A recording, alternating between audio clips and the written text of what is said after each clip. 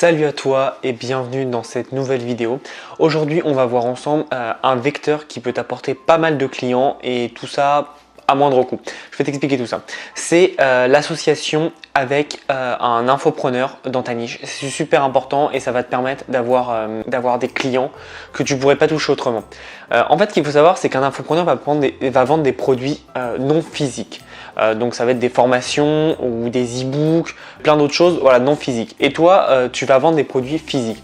Donc ça va être super important pour toi de pouvoir les contacter et de pouvoir dire ce que tu fais et de pouvoir faire un lien parce que vous avez les mêmes clients.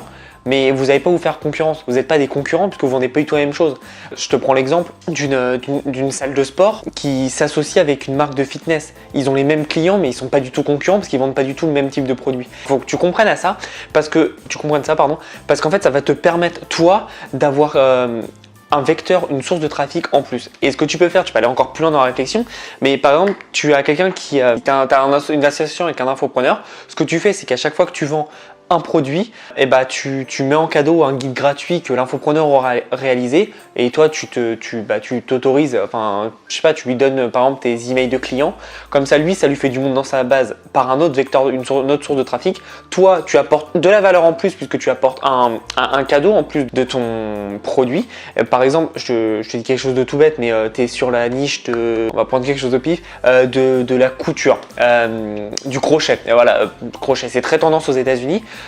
Tu t'associes avec un infopreneur ou une infopreneuse, une blogueuse, peu importe, et tu vends par exemple un crochet et du tissu, et l'infopreneur va te faire un guide, par exemple, comment faire, vous débutez dans le crochet, voici les 7 étapes, etc., etc.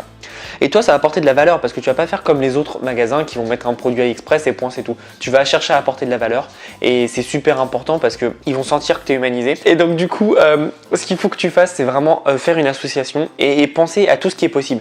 Par exemple, je te disais dans la niche du fitness, tu peux faire une triple action. Tu peux te mettre en association avec un infopreneur, donc qui est sur le fitness, qui donne des cours de fitness, et tu vois, il peut te passer une ou deux vidéos avec l'achat de ton produit. Par exemple, tu as un produit, alors je suis nul, tu l'auras vu, je suis pas très bon en fitness. Mais par exemple, tu as des poids, on va dire, des poids, et tu vas demander à l'infopreneur qui travaille une ou deux vidéos pour utiliser ces poids. Et ça va aller encore plus loin parce que tu vas apporter quelque chose en plus à ton client et ça va être gratifiant pour lui. Il va revenir vers toi parce que tu vas avoir, que ce soit un infopreneur ou ton équipe, tu vas lui apporter des conseils en plus qu'une autre entreprise, je sais pas, mais par exemple un truc comme Decathlon Go Sport va pas le faire, tu vois. Et donc là, tu te démarques. Alors oui, tu as une livraison un peu longue, mais tu te démarques parce qu'en attendant, tu lui renvoyais une mini-formation ou une explication de comment utiliser ces produits. Et ça va faire la différence dans ton business.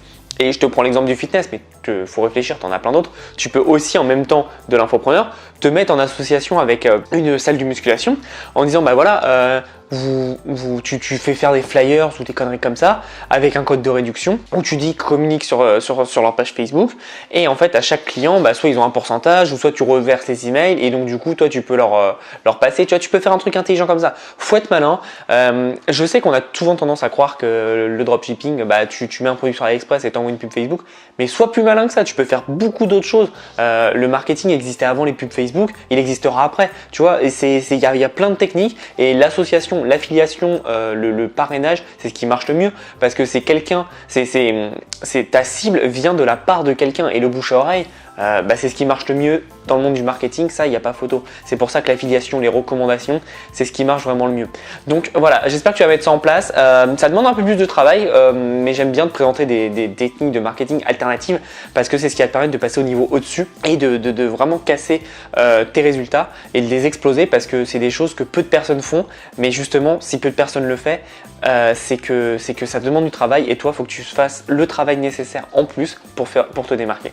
J'espère que tu as apprécié. Si tu veux aller plus loin, j'ai une petite vidéo où je t'explique 50 idées de niche dans le print en demande. Donc tu cliques, tu télécharges, tu as juste à rentrer ton email et c'est gratuit. Et je te montre donc des exemples et puis je te donne aussi des visuels. Et tu vas voir que les visuels, tu peux les utiliser d'une niche à l'autre parce que c'est l'esprit du visuel qui est intéressant. Et puis surtout, abonne-toi à la chaîne, on est de plus en plus nombreux, ça me fait super plaisir et moi ça me booste à continuer. Donc on se voit dans une prochaine vidéo, à bientôt et en attendant, passe à l'action.